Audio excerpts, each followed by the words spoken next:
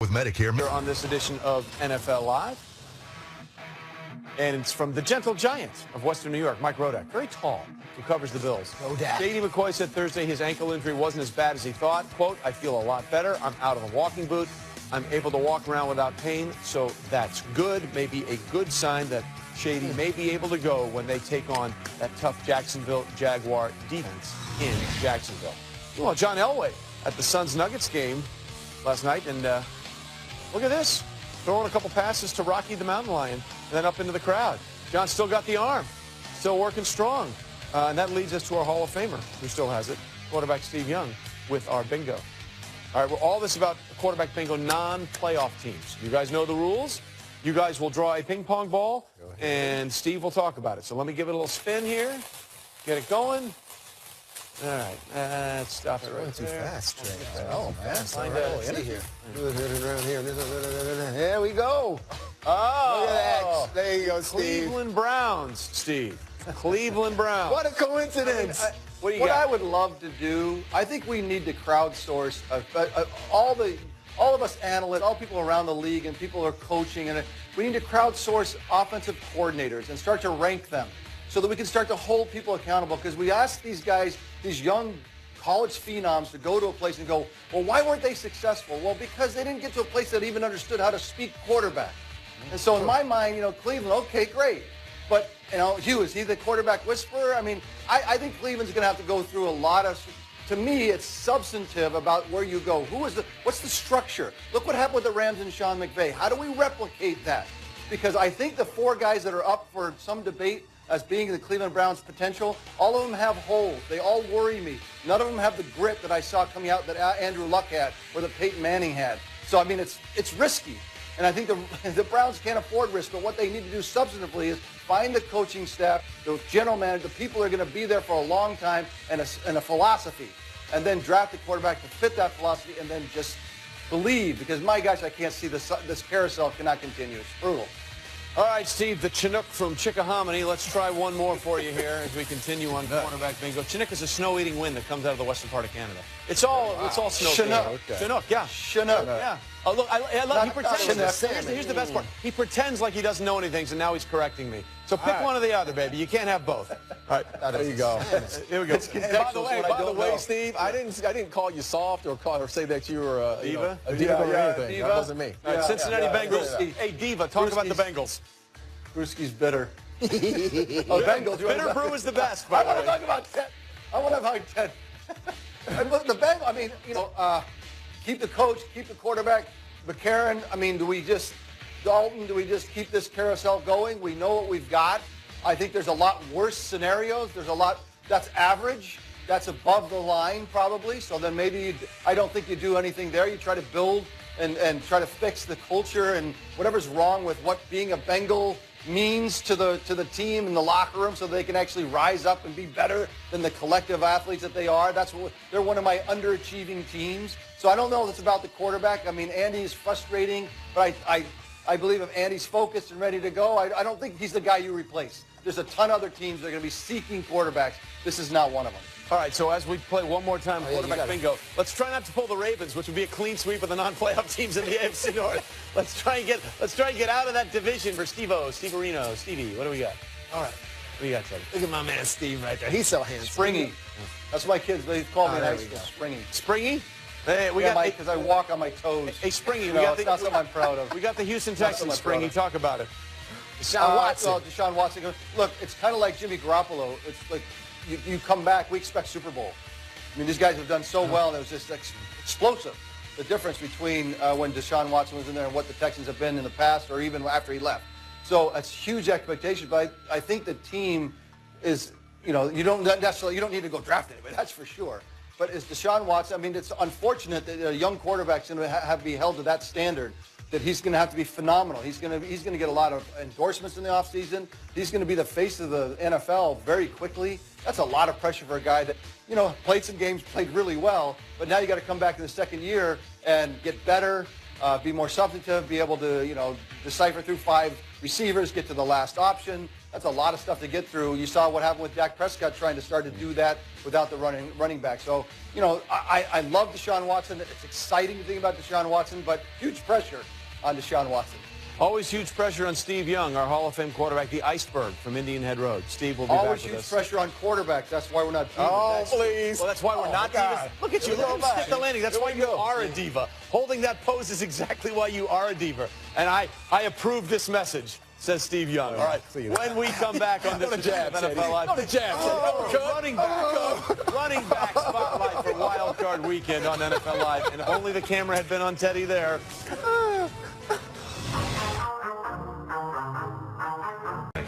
We roll on here on NFL Live, and it's time for the press coverage. Next up, this from Vaughn McClure, our Falcons reporter, saying that Falcons running back Devontae Freeman cleared to face the Rams. He had been dealing with a little bit of a knee injury in that Week 17 win over Carolina Panthers. But the good news is he is ready to roll, and that's good because we're ready to roll out our quarterback spotlight. And, Teddy, we start with you. Who is the running back with the best matchup? That rolls right into my best matchup selection. I'm going to go with Devontae Freeman. It all comes together. Atlanta Falcons. They are going to be worried about that receiving core, that great receiving core in Atlanta, Jones, Sanu, all of those guys. They don't want Matt Ryan to beat them. So this guy's going to take advantage. 7 men in the box, 6 men at times. Freeman, listen, outside run, though. Yep. Don't run inside where Donald is. Stay away from that guy because that guy's pretty good. But Devontae Freeman, he's going to have a big day. Hopefully that knee's right. They need him. That's just good producing by Jeff Wheatley to put that press coverage up there right into you. You roll right on it. Lay it right there. I catch it. Home run. 300 yards right down Broadway. Lay it up again. I'm going to throw it out. All right, Darren, we'll lay it up for you. Worst running back matchup. You guys are going to hate me for this. You guys are going to go against me. But Todd Gurley this week. Denied. Listen, the one thing you know Dan Quinn is going to do, he's going to turn that film on, which he's already done, and watch that Seattle game.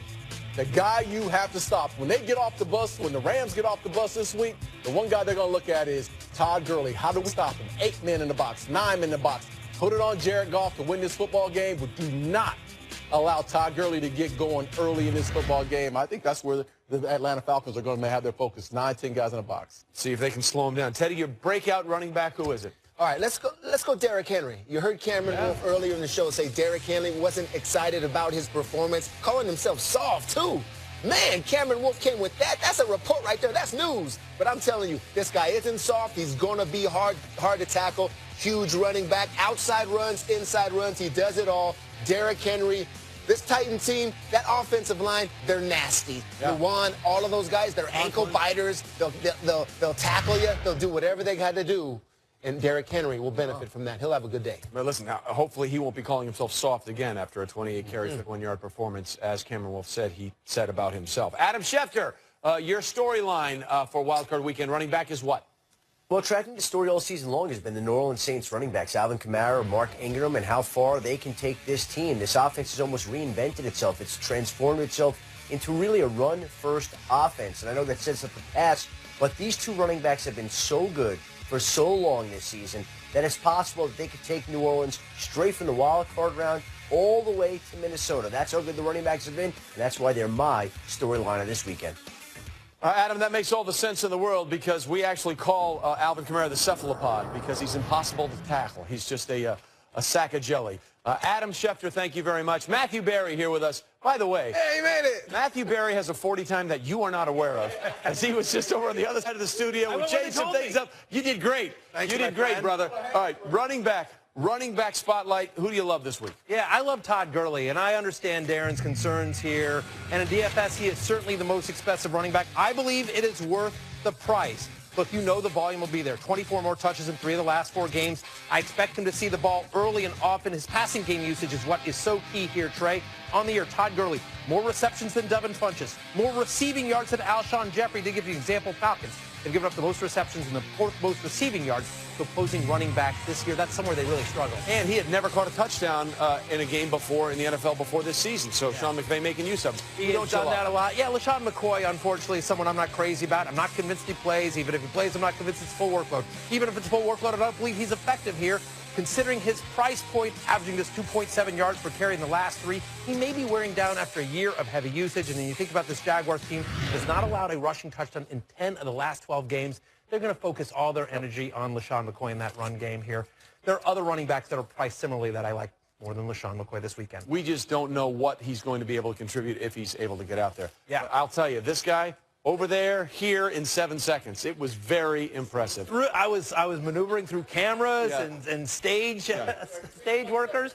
Listen, it's a better time than I would have thought I'd given myself. Let's do pass catching? Yeah, Let's do that. Yeah, how about Mohamed Sanu as somebody I love, right? So Mohamed Sanu is very reasonably priced on DFS sites. 22 targets over the last 3 weeks for Sanu since week 13. He's actually tied with Julio Jones for the team lead in receptions. And as good as the Rams defense is, they actually struggle against the slot, where obviously Sanu lines up most of the time since their week 8 bye. The Rams have given up the 10th most receptions to opposing slot receivers. In fact, the Rams have allowed over 70 yards and or a touchdown to the slot in 7 of the last 8 games. Just for fun, 4 out of 5 touchdowns for Sanu have come on the road this year.